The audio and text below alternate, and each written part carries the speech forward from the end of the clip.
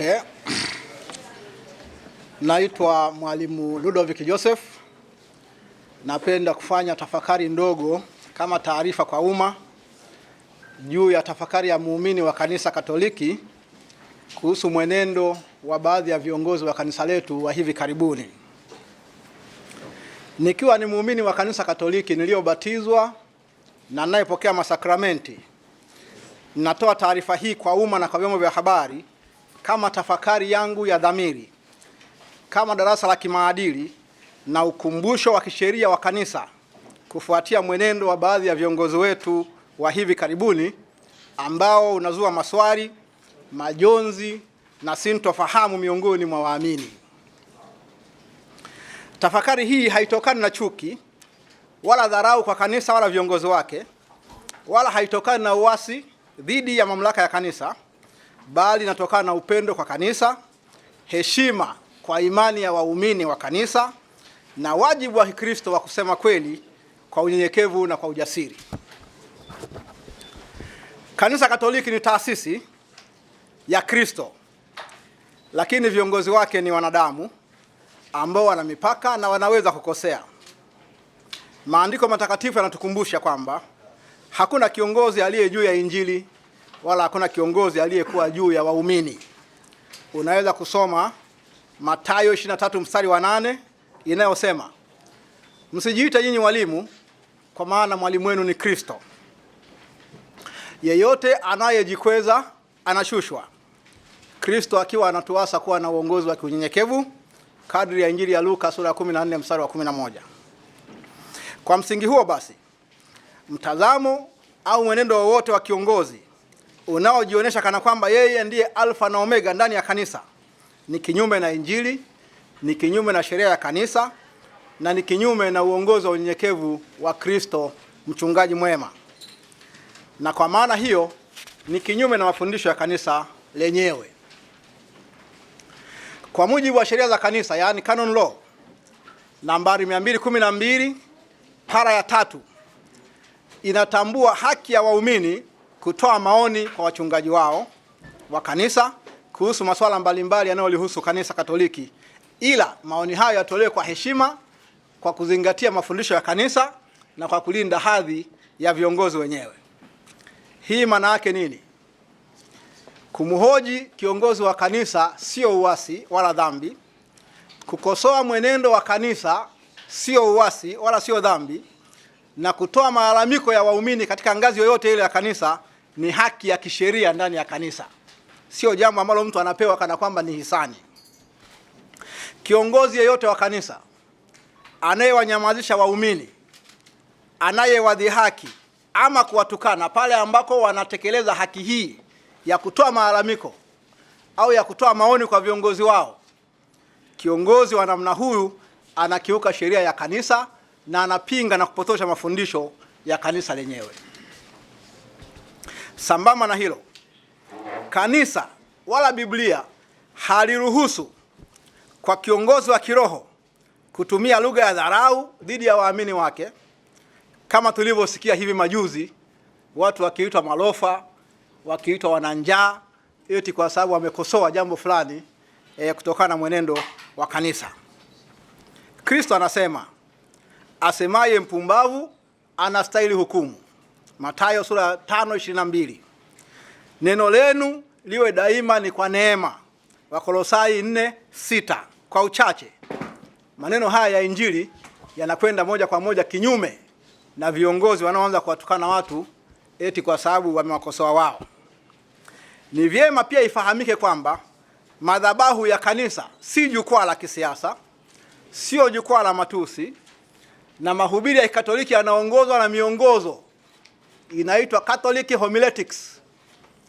Mahubiri ya kanisa kwenye misa yanaitwa homilia, sio preaching, sio sermon, na imefanya hivyo makusudi kwa sababu padre ama askofu anapohubiri anahubiri in persona Christi, katika nafsi ya Kristo. Pale hatoi maoni yake wala hawezi akaruhusu jaziba zake zimtawale. Kwa hiyo hili lilikuwa jambo la bahati mbaya ambalo waumini wote wa Katoliki wanapaswa kulikemea. Na kwa kuhitimisha kifungu kidogo, kiongozi wa namna hiyo anakuwa amejitenga yeye mwenyewe na kweli za Injili aliyowapa kuihubiri. Jambo lingine muhimu, tunafahamu kwamba kanisa lina haki na wajibu wa kimaadili wa kuukemea ulimwengu pale ambapo haki inakiukwa, maadili yanaporomoka na utu wa mwanadamu unapodhalilishwa. Kanisa lina haki ya kukemea na kutoa sauti ya unabii kwa ulimwengu. Hata hivyo, msingi wa sauti ya kanisa kwa ulimwengu ni uwezo wake lenyewe wa kujitafakari na kujikosoa lenyewe kwa ndani, kama ambavyo Yesu Kristo ametuasa kwenye Injili ya Mathayo sura ya 7 mstari ule wa 2 hadi wa 5. Nitanukuu: kwa nini wakitazama kibanzi kilicho katika jicho la ndugu yako, lakini hutazami boriti lililo ndani ya jicho lako? Au wawezaje kumwambia ndugu yako, niache nikitoe kibanzi kwenye jicho lako, wakati haukitoi boriti ambayo iko ndani ya jicho lako? Yesu anasema, mnafiki wewe, ondoa kwanza boriti katika jicho lako mwenyewe, ndipo utaona vema kumwondolea ndugu yako kibanzi katika jicho la ndugu yako.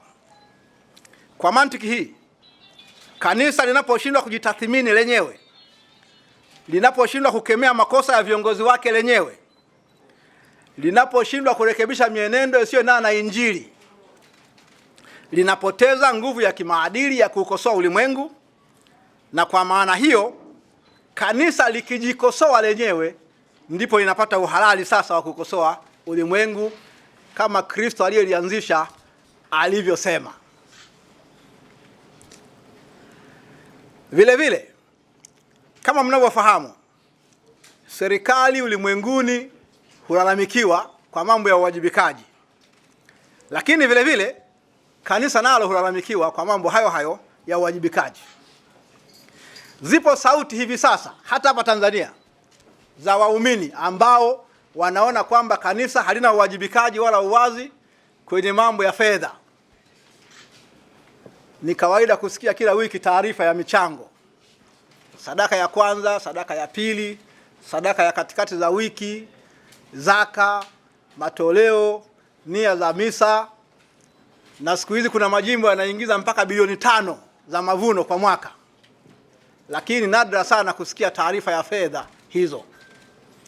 Sasa wako Wakatoliki ambao wameanza kuhoji kwa chini chini, na sheria ya kanisa inataka taarifa ya fedha isomwe kwa waumini ambao ndio wanatoa fedha hizi. Wakatoliki wangapi wanafahamu taarifa ya fedha kwenye majimbo yao? Huu kama mfano mmoja. Lakini yako masuala mengine pia uwajibikaji wa kiutawala. Yako masuala mengine ya utawala wa sheria ndani ya kanisa. Yako maamuzi yanayochukuliwa kama arbitrary decisions.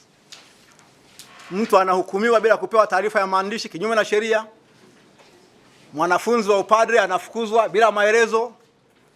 Askofu anaondolewa kwenye nafasi yake bila maelezo.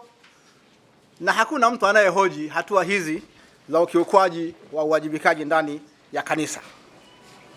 Kwa maana hiyo basi, malalamiko haya iwe ni signal ya viongozi wetu wa kanisa kujitazama kwa ndani. Na yote haya yanaendana na sheria ya kanisa, yani canon law, na inaagizwa vile vile na katekisimu ya kanisa. Kwa mantiki hiyo, kumbe kuuliza taarifa za kanisa, hesabu za fedha na mambo yote kama hayo ni kuendana kabisa na matakwa ya sheria ya kanisa inavyoagiza, na ni hatua za kulinda kanisa. Liko jambo jingine pia muhimu. Kanisa sio chama cha siasa. Ni vyema na haki ifahamike kuwa kanisa Katoliki halikuitwa kuwa chama cha siasa, wala halikuitwa kuwa mshirika wa chama chochote kile cha siasa. Na tukisema chama cha siasa hapa inamaanisha vyama vyote. Wala kanisa halikuitwa kuwa mshirika wa serikali au kuwa msemaji wa serikali. Kanisa limeitwa kuwaokoa watu, kuhubiri Injili na kutangaza habari ya wokovu. Yesu mwenyewe alisema, ufalme wangu si wa dunia hii, katika Yohana sura ya 18 mstari wa 36. Na katekisimu ya kanisa Katoliki imeunga mkono swala hilo. Mtaguso wa Vatikano wa pili kwenye hati yake ya Gaudium et Spes imesema kwamba kanisa halipaswi kufungamana na mfumo wowote ule wa kisiasa. Kanisa liko duniani, lakini lenyewe linakwenda beyond, lina transcend mambo ya dunia hii. Kwa ufupi basi, kanisa likijiingiza kwenye mitazamo ya vyama, likajiegemeza na vyama, likaanza kutoa political rhetoric, lugha kama za vyama, matokeo yake kanisa linagawa waamini, linapoteza mamlaka ya kimaadili na linahatarisha umoja wa waumini, umoja wa kanisa na umoja wa kitaifa. Sasa liko swala la watu waliokwenda kuomba uchunguzi kwa balozi wa Vatican. Naona kwamba ni sawa, kabla sijamaliza maongezi yangu niligusie jambo hilo. Kwa misingi hiyo ya kisheria na kimaadili, baadhi ya waumini wamepeleka malalamiko yao katika ubalozi, kwa balozi wa Baba Mtakatifu anayeitwa Nuncio, wakiomba ubalozi wa Papa au Papa mwenyewe au mamlaka za kanisa zimchunguze kiongozi wa kanisa Tanzania kwa jina la Padre Charles Kitima. Kwa ufupi, hatua hizo ni halali kisheria. Hakuna mahali sheria ya kanisa imewazuia Wakristo wa Katoliki kupeleka malalamiko yao popote pale, wala sheria haijaweka utaratibu wa lazima. Kama nilivyosikia wengine wanasema, mbona wewe hujaanzia kwenye jumuiya, kwenye parokia, kwenye jimbo? Sheria haijaweka utaratibu huo. Hayo ni mazoea ya busara za kichungaji. Anayejua sheria hiyo atuambie hapa. Kwa hiyo jambo hilo ni halali na ni la kisheria na linaendana kabisa na utaratibu wa kanisa na inalenga kulinda hadhi ya kanisa, na hatua ile sio uasi bali ni utekelezaji wa kulinda maadili ya kanisa. Nimalizie deposition yangu hii kwa maneno yafuatayo. Kanisa kitheolojia ni watu wa Mungu. Kanisa kibiblia ni mwili wa Kristo. Kwa hiyo hakuna mtu mmoja anayeweza akasema yeye ni kanisa. Kanisa ni la wote, na sisi wote tunaitwa katika Roho Mtakatifu kuwa mashuhuda wa Injili. Asiwepo mtu kati yenu wa kusema kwamba yeye ndiyo kanisa, au yeye akisemwa basi kanisa limesemwa. Huo sio msimamo ambao ni sawa sawa. Sisi ni viungo katika mwili wa Kristo, kama anavyosema Paulo kwenye Wakorintho wa kwanza sura 12 mstari wa 12. Kwa hivi tunayo haki na wajibu wa kuilinda kanisa letu. Taarifa hii na tafakari hii ndogo itufunze kama taifa la Mungu kwamba viongozi wa kanisa Katoliki nchini Tanzania wasisahau kuona uongozi wa kiroho kwamba ni mamlaka za kidunia. Uongozi wao ni wa huduma kwa watu wa Mungu, na wanaitwa kutakatifuza na kulinda umoja wa dhamiri wa Wakristo na umoja wa kanisa. Ninawaalika nyote wakati huu wa Noeli kuungana na Kristo mfalme wa amani, ambaye yeye amekuwa mwalimu wa unyenyekevu, na ninawakabidhi viongozi wa kanisa kwa Bikira Maria mama wa kanisa, ili yeye atuongoze kwa Kristo tuweze kuvuka kama taifa moja, taifa lenye mshikamano na waumini ambao wanampenda Kristo. Bwana na abariki sana. Joseph Ludovick, leo Dar es Salaam.